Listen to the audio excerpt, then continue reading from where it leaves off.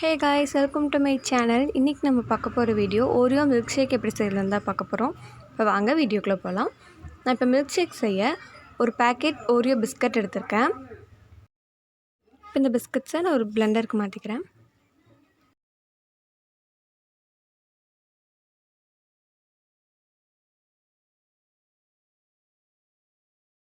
அடுத்ததாக நான் cocoa powder add பண்ணுறேன்.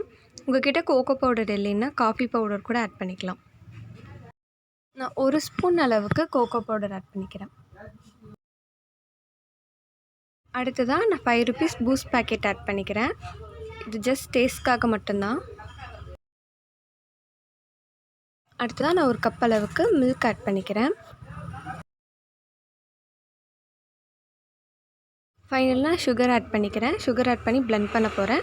உங்களுக்கு எந்த அளவுக்கு ஸ்வீட் தேவையோ அந்தளவு நீங்கள் ஆட் பண்ணிக்கலாம். நம்ம milk shake ready. Thanks for வாட்சிங்.